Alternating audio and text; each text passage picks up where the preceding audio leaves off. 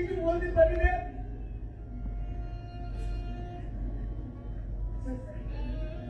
আমি বলে কাছে একটা অসহায় মানুষের কথাটা ঠিক বলে কথাটা ঠিক। নাটক সমাজের কথা বলে।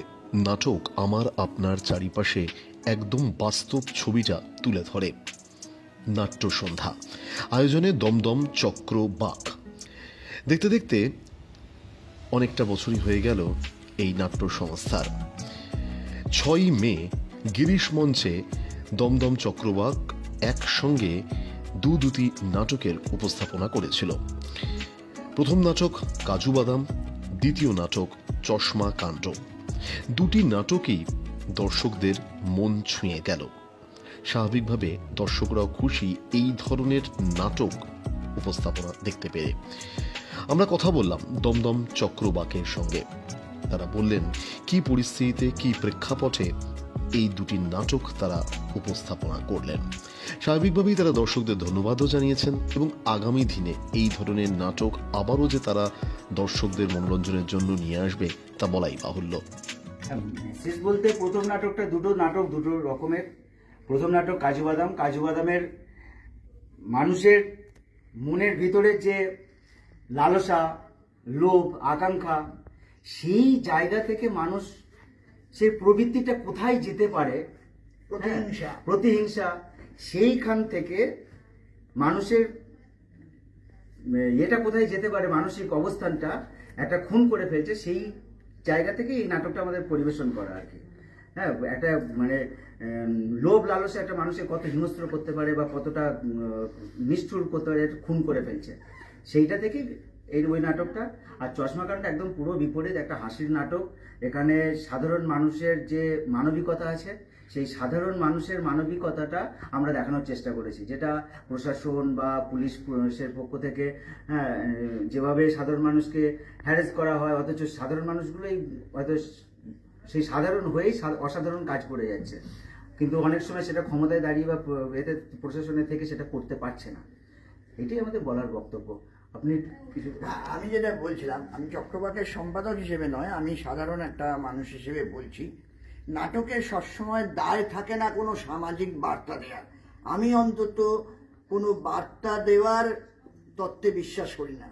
আমরা পারফর্ম করছি, আমাদের পারফরমেন্স যদি ভালো লাগে ঠিক আছে, যদি ত্রুটি থাকে সেই ত্রুটিগুলোকে চিহ্নিত করতে হবে। আর বার্তা, আমরা দর্শকদের আমরা কখনোই বোকা ভাবছি না, তারা যদি কোনো বার্তা থাকে তারা নিজেরাই নিয়ে নেবেন। আমাদের জোর করে নাটকের কখনো দায় থাকা উচিত নয়, জোর করে কোনো বার্তা দেওয়া। আমি অন্তত এটা বিশ্বাস করি। আচ্ছা সঞ্জয় বাবু, আপনার এই যে আগামী দিনের যে দমদম চক্রবাকের কি কি পরিকল্পনা আছে নাটক, মানে এর পরবর্তীকালে আমরা কিরকম নাটক দেখতে পারি আপনাদের? পরিকল্পনা তো অনেক কিছুই আছে।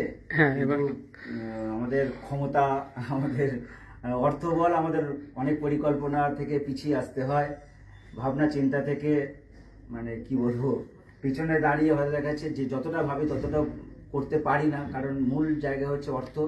তাও আমরা চেষ্টা করে যাচ্ছি। এর পরবর্তীতে আমরা পূর্ণাঙ্গ নাটকও ধরো, এতদিন পর্যন্ত এই 6 বছর পেরিয়ে আমরা 7 বছরে পড়লাম। এই 7 বছরে আমরা সবকটায় একাঙ্ক নাটক করেছি বা 1 ঘন্টা 1 ঘন্টা 10 মিনিট এর মধ্যে নাটক করেছি। এবার একটা পূর্ণাঙ্গ নাটক ধরার ইচ্ছা আছে।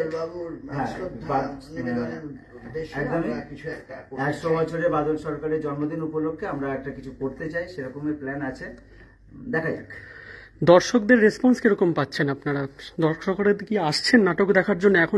এখনকার দিনের নাটকের কি সেই চাহিদাটা আছে? নাটকের চাহিদা আছে, একদমই আছে, এবং দর্শক আসছে, দর্শক নাটক দেখছে, আমরা তো করছি, দেখছে। হ্যাঁ, সব নাটকে সব জায়গায় হয়তো সমান দর্শক পাচ্ছি না, কিন্তু দর্শক আছে, দর্শক নেই এটা বলা যাবে না।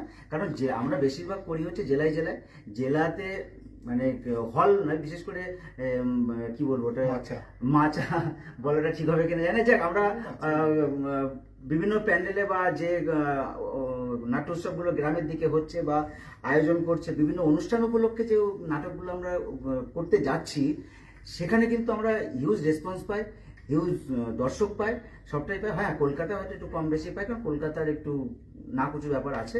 ঠিক আছে, আমরা চেষ্টা করি সেই জায়গাটা পৌঁছাতে, যাই কিনা দেখা যাক।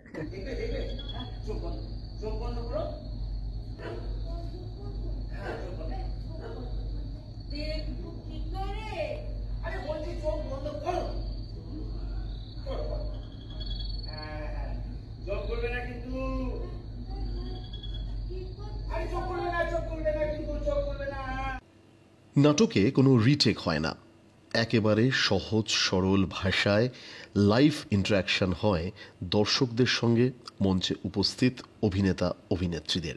তাই তো আজও নাটক নাট্যপ্রেমী বাঙালির মনে একেবারে গেঁথে আছে এবং আগামী দিনেও এই ধরনের নাট্য সন্ধ্যা যে আরও বাড়বে এবং নাট্যপ্রেমীরা নাটককে যে আজীবন পছন্দ করে যাবেন তা বলাই বাহুল্য। চা বিস্কুট চিনি পুরিগুলো